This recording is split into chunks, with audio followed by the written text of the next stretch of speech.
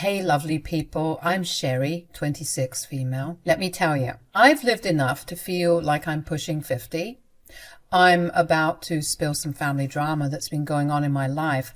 I really hope you enjoy my story. I lost my parents pretty early. I barely have any memories of them. And I ended up playing foster care hopscotch like nobody's business. Turns out that no one wanted the kid with the severe childhood trauma, but okay. By the time I hit 15, I threw in the towel on the whole adoption thing. I figured I was too old for these people to actually care enough, so I spent most of my days alone and just thinking about the future and how I wanted my life to be. Survival mode kicked in. I had to figure out how to make it once I hit 18 and was therefore legally an adult. Life's a tough cookie, but I was ready to take a big old bite of it if it meant no longer being miserable in my room all the time.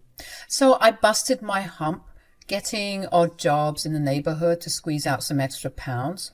I've always had nimble fingers, and people used to compliment me on how careful and precise I was. Probably would have become a neurosurgeon in another universe, but that couldn't be the case for me in this lifetime. Anyway, one day while playing around with colored beads and wires a friend had given me, a light bulb flickered. It was time to dive into the jewelry biz. I mean, why not, right? I was making some pretty cute nose and ear cuffs, and I knew that I could do more if I had the right materials. Seemed like a wild, impossible dream at the time. But I stayed on the grind, refining my craft. Before I knew it, I was 17 years old and I was launching an Etsy store, slinging my dazzling creations to blokes all across the UK. I was basically ready to move out before I needed to, and I was so freaking proud of myself. I knew that I could take this thing to new heights. I mean, no one was doing what I was doing, and I had to latch onto capitalism's sweet teat if I was going to be retiring by 35. That's an exaggeration. Like I planned, so guess what I did?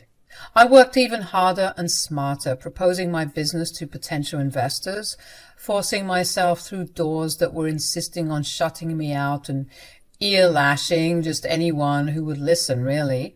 It was rocky at first. I almost gave up, even before I was getting rejected a lot. But something inside of me told me to just keep pushing. Funnily enough, I found myself in the same room as people I used to watch on TV when my foster mum would put on Boston Legal and Suits. It almost felt like a fever dream. Because of my networking, I managed to catch the eye of a business investor who was coming from India. She wanted to tap into the jewelry market, and she told me that my work was cute and quaint. Even though I was crapping bricks, I managed to pitch my idea to her because I was determined to show her that I had what it took to become a force to be reckoned with. That go-getter attitude of mine, it worked like a charm, always landing me exactly what I wanted. And boy, did I hit the jackpot. I struck a killer deal with Claire, the Indian investor. This was the game changer. I could feel it in my stomach, the big break I'd been waiting for. But, of course, there's always a catch. She dropped the bomb. For the business to explode, I had to pack my bags and head to the good old US of A. It made sense to her. I mean, the lady lived there, but me? I was shitting bricks. It took a hot minute to wrap my head around it all, leaving everything I knew in Wales for the wild, wild west. It sounded like a stupid plot twist in a cheesy rom-com. But everyone I knew, all of my friends, who were practically my siblings at this point, were all like, "Sherry, you have to take this chance and run with it." My foster mom looked me in the eyes and told me to go there and never look back. So on my 18th birthday, I found myself on a plane, getting lost in the clouds, questioning how life had taken such a wild turn at such a young age. I knew I was destined for great things because this just doesn't happen to anyone. The next 5 years spent hustling in the Big Apple, pushing my jewelry business far and wide, using social media, making a name for myself. Thanks to Claire, my investor extraordinaire, I was on the map in no time. I kept my hustle online, but now I was slinging my creations worldwide. Can you believe it? Excitement doesn't even begin to cover it. I was proud as heck of the woman I was becoming, thinking I could conquer the world. Like I said, 5 years had gone by and I was now at the golden age of 23. I found myself jetting off to Texas with one goal in mind: to skyrocket my jewelry business at a convention tailor-made for independent hustlers like yours. There I was, setting up my store and handing out some pamphlets, and then, as if scripted by the romance deities, I saw him, Bryce. Suited up, looking like he just stepped out of a fashion magazine. Sweaty hands and heart palpitations, oh, you bet. I had never felt this way before. It was crazy. Running a business since the tender age of 17 left my love life in the dust. I mean, I barely had the time. Texting friends back was a luxury, so going on dates was always a distant dream.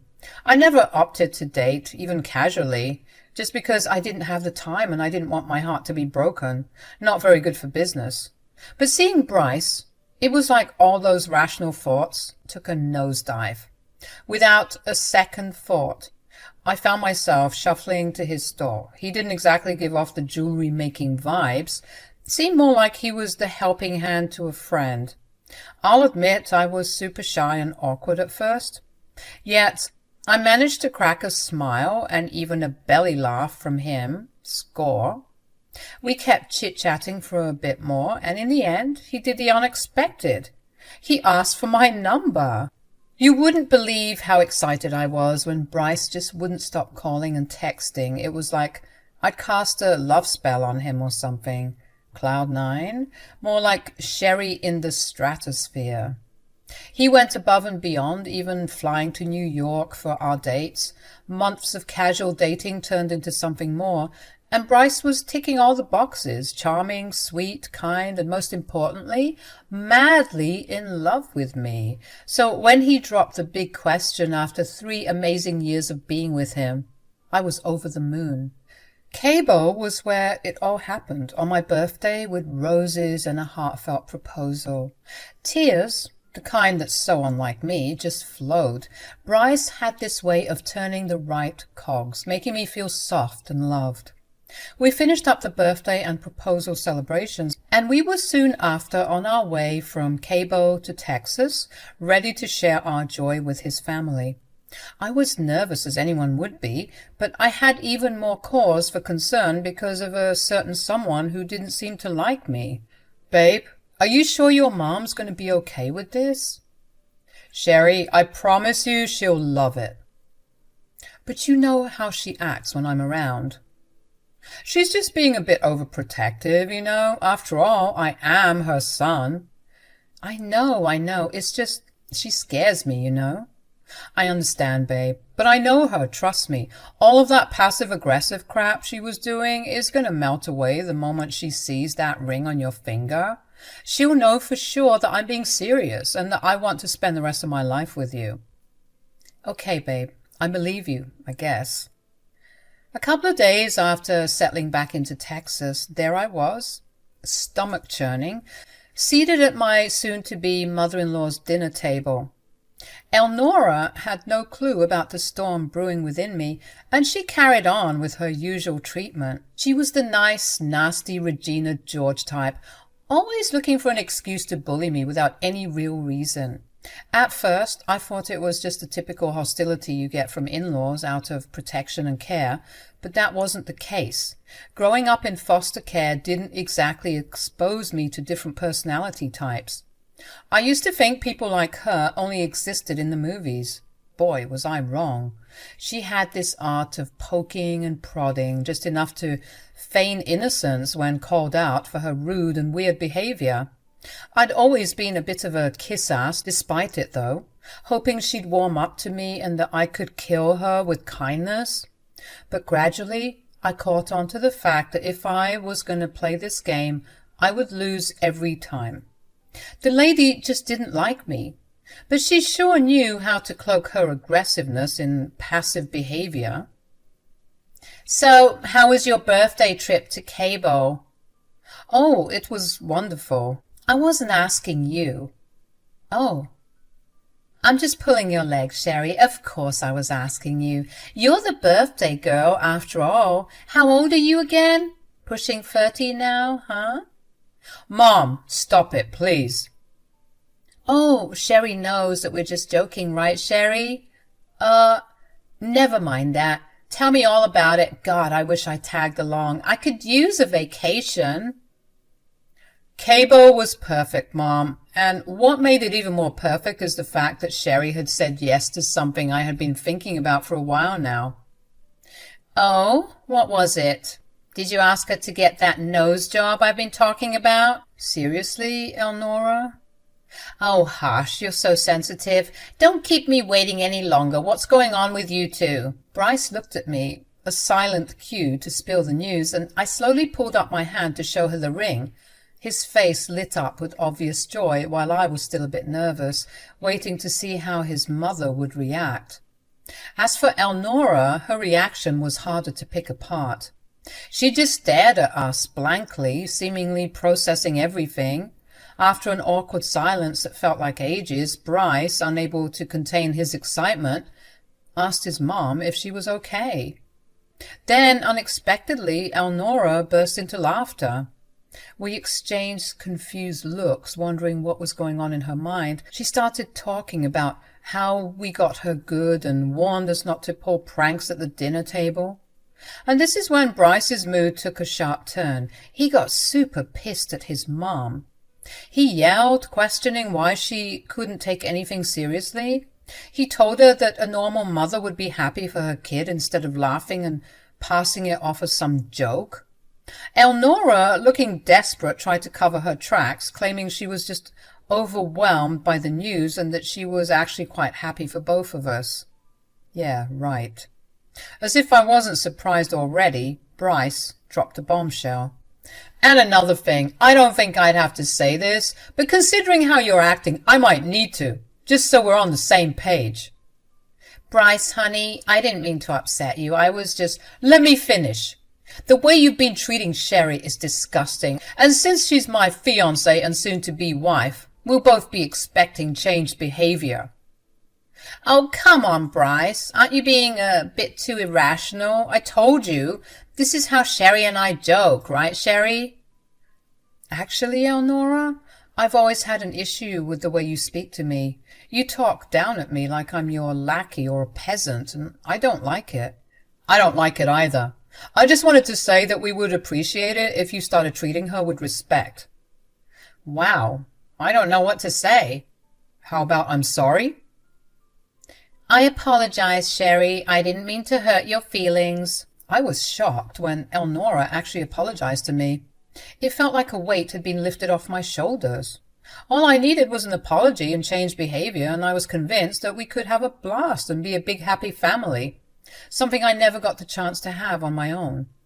Dinner went on surprisingly well after that awkward encounter. Elnora wasn't rude to us at all, and we were chumming it up like we were old buddies. It was great. After dinner, Elnora found me in the kitchen tidying up and putting some dishes away. Hey, that pie was delicious, by the way. You're going to have to send me that recipe ASAP. Listen here, you little brat. I don't know what you told my son and where he got the idea that he could speak to me that way, but I'll be damned if I let an orphan wedge her way between us. Elnora, what are you talking about? You think you're so smart, don't you? Coming into our lives and turning everything upside down. Why don't you just go back to your little country with your tea and crumpets and leave us alone? You know what? This one's on me. I should have known that was a BS apology. You think I'd ever apologize to you? You've got another thing coming, and if you know what's good for you, you'll break up with Bryce. Why? So that you can get a chance with him? Newsflash, Elnora, he is your son. I don't know what kind of drugs you've been smoking, but he is a grown man, and he is in love with me, and I'm in love with him. So I'm not going anywhere. You just want him for his money. You're nothing but a gold-digging leech. For the millionth time, Elnora, I don't care about your son's money. I have my own. You'd know that if you cared enough about my business. Why would I care about your crappy handmade jewelry? I'm not a poor orphan. You're disgusting. Maybe, but at least I'm not a gold digger. You're just one of his playthings. I'll admit he's never proposed to anyone before, but I know that this isn't serious. He'll kick you to the curb when he's done with you. We'll see about that. After Elnora showed me her true colors, I decided not to tell Bryce about it. You might be wondering why. Well, to be honest, I didn't want to ruin his relationship with his mother. As someone who didn't have one, I knew that exposing the truth would put a huge damper on their relationship. Nobody should have to lose a mother. In any way, I thought that it would be better to protect him from the truth. I decided that I was going to fight this battle myself, and that's what I did. Months of wedding planning went by, and of course Elnora was inserting herself into the wedding plans like a true bridezilla. Bryce and I tried to be nice, letting her know time and time again that it was our wedding and not hers, but she wouldn't budge. She was trying to pick out all the colors, decorations, our invites, everything. It's like she wanted her hand in every single decision. I was getting fed up, which was compounded by the fact that I knew Elnora's true colors. Bryce was so sweet and kind to me, always reassuring me that we just had to get through the wedding day, and then we would have the rest of our lives to be with each other. We can even move if you want to. I just want to be with you. I know, babe. Your mom is just a bit much to handle. I know, but you know, she's older, she's set in her ways, and I don't think she knows what she's doing. Oh, I'm sure she's well aware. What was that? Oh, nothing. Let's just get this wedding show on the road. About 6 months went by, and both Bryce and I were basically prepped and ready to walk down the aisle. Elnora and I had been arguing behind the scenes, of course, and she was getting more and more cagey and desperate when she realized that I was serious about marrying her son and I wouldn't budge. I was living in it, though. It made me happy knowing how desperate she was getting. Bryce was still none the wiser, and I was glad I was able to keep this heartbreaking secret from him. 2 nights before my wedding, Elnora called me and told me that she had something important to say. Well, looks like you've done it. If by done it, you mean putting months of hard work into planning my dream wedding with my dream man, then yes, I have done it. You might have fooled him, but you still haven't fooled me. I know you're only with him for his money, which is why I'm demanding a prenup. You can't be serious. I'm dead serious, Sherry. You can marry my son, but let's see who you'll be when none of his money is involved. I just about had it at that point. She was hell-bent on making me look like the bad guy, and so I decided that I was going to give her exactly what she wanted. Okay, Elnora. What? I said okay. If this will prove to you that I don't want your son's money, then we can do a prenup. Oh, that was easier than expected, but I know you're probably planning and plotting something. At least you won't have his money. She hung up the call, and I started chuckling to myself, refusing to believe that Elnora was a real human being with a real human heart. Now, you all might be wondering how my business was doing after all these years, and let me just say that retiring at 35 might have originally been a joke, but it was now becoming a really big possibility for me. God had been so kind to me, allowing for my business to boom like this. I spent most of my days chilling at home, being a housewife, because I had nothing better to do. My jewelry continued to sell like hotcakes, especially with the rise of the boho hippie aesthetic that a lot of Gen Z and millennials are now getting into. I had a net worth of $500,000, and I was only getting better with time. Bryce was always telling me how proud he was of me, defying all the odds and ending up where I was. He didn't mind at all that I made more money than him, and he said that one day he'd be just like me, chilling at home so that we could spend some more time together. The next day, after Elnora called me for the prenup, she came over to discuss the arrangement. Not too surprising. I mean, she was there for every other aspect of the wedding planning. It's like we couldn't get a break. Naturally, because we were discussing finances, Bryce and I had our bank account details opened up on our laptops so that we could practice our financial hygiene and budget some last-minute things for the wedding. Elnora arrived, being her fake nice self as always. When I mentioned the prenup to Bryce, he was a bit taken aback, but he respected my wishes, especially when I told him that the suggestion came from his mother.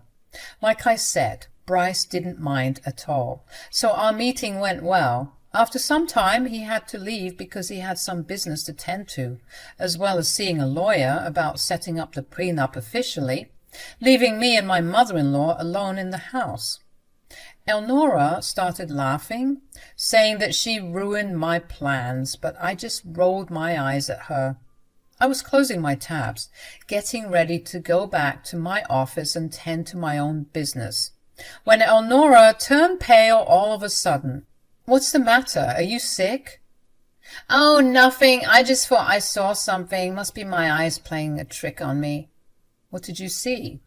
"Oh, never mind it. I just thought that I saw 5 figures in your bank account. Silly me. How could someone like you have that much money?"